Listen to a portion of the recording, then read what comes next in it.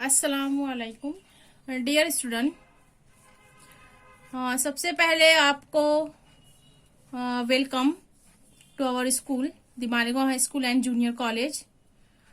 अब तक के आप लोगों को बेसब्री से इंतज़ार था कि हमारे लेक्चर कब शुरू होंगे, तो अब से आप लोगों के लेक्चर स्टार्ट हैं रेगुलरली। मैं आपका पेपर सेकंड केमिस्ट्री लूंगी। ठीक, जैसा कि आप लोगों को पता ही होगा, आफ्टर 10th 11th में जब आप आते हो तो साइंस के 3 main branches physics, chemistry and biology होते हैं। उसमें से जो मैं आपका पेपर केमिस्ट्री का लूंगी उसमें 2 पार्ट किया गया है, पेपर फर्स्ट, पेपर सेकंड। ठीक है, तो मैं आपका पेपर सेकंड लेने वाली हूँ केमिस्ट्री का, जैसे कि आपको दिख रहा है यहाँ पर। चलो, सबसे पहले थोड़ा लेक्चर स्टार्ट करने से पहले एक कोटेशन है, थोड़ा इसको आप लोग रीड कर लो, सिंपल सा। यहाँ पर मैं पहले अपना इंट्रोडक्शन करा दूं। I am Farhana Ansari.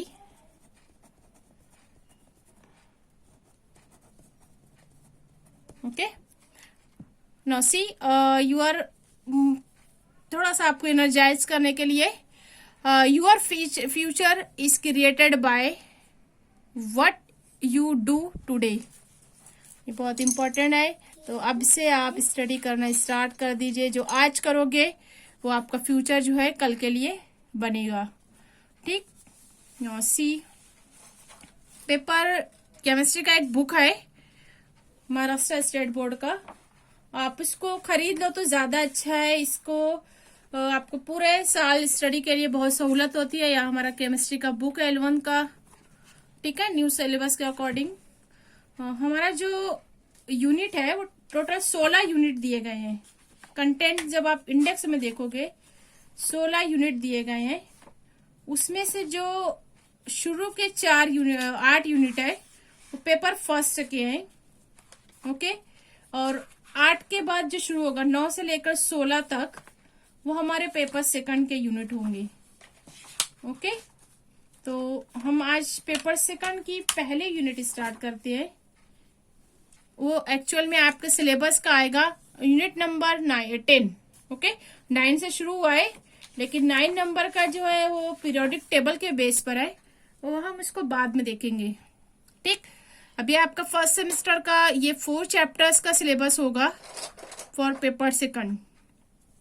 ठीक, तो आज हम स्टार्ट करने वाले हैं states of matter, unit number 10, states of matter. Okay, जैसा कि आप सभी जानते हो, मादे की 3 हालत होती है, right. It is a solid, liquid and gaseous state. ठीक है, और भी 2 तरीके की हालत है, एक प्लाज्मा है और एक बोस-आइंस्टाइन नाम करके 5वीं हालत डिस्कवर भी कर ली गई है। लेकिन अभी हम जो है स्टेट्स ऑफ मैटर, इसमें जो आपको स्टडी करना है मोस्टली आपको सिलेबस में जैसे दिया गया है, gaseous and liquid state, gaseous and liquid state, इन दोनों स्टेट के बारे में आपको डिटेल में स्टडी करना है। सॉलिड स्टेट जो है आपका 12th का यूनिट है, उसमें आप सॉलिड के बारे में ज्यादा डिटेल में पढ़ोगे। और लिक्विड जो है ये आपका फिजिक्स में भी आता है, उसमें आप लिक्विड की प्रॉपर्टीज की स्टडी करोगे। यहाँ पर जो है गैसियस को ज्यादा फोकस किया गया है, साथ ही साथ कुछ लिक्विड के भी हम स्टेट जो है कुछ लॉज वगैरह है वो उसकी स्टडी करेंगे।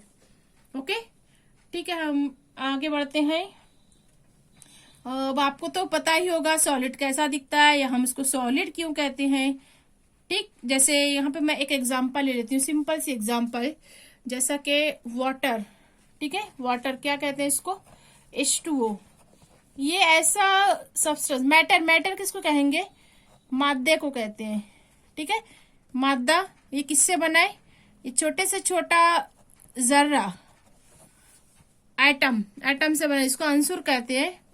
आप लोग थोड़ा इंग्लिश की प्रैक्टिस भी कीजिए। अभी तक कुछ बच्चे हो सकता है सेमी इंग्लिश से आए हो, और कुछ अगर नहीं है उर्दू मीडियम के हैं, तो आप छोटे छोटे टर्म्स को डिक्शनरी के जरिए याद कीजिए। ठीक है, साइंस में ज्यादातर टर्म से यूज होते हैं, तो आपको बार बार उसका जो मीनिंग है वो आपको दिमाग में रखना है, माइंड में रखना है, ठीक है। बहुत ज्यादा मुश्किल नहीं होता है, धीरे धीरे आप लोग सीख जाओगे, ठीक। सबसे पहला पॉइंट, आप लोग को इंटरेस्ट होना चाहिए, तो पूरा इंटरेस्ट से समझोगे आप लोग, ठीक है। सी वाटर, वाटर जो है ये तीनों स्टेट में पाए जाते हैं। स्टेट मतलब हालत, यहाँ पर लेंगे हालतें, ठीक है, मादे की हालत है। तो मादा, अब पानी जो है ये तीनों हालत में पाया जाता है। जैसे अगर हम बात करते हैं सॉलिड स्टेट की, तो ये पानी की सॉलिड स्टेट है, क्या नाम है इसका, आइस, ठीक।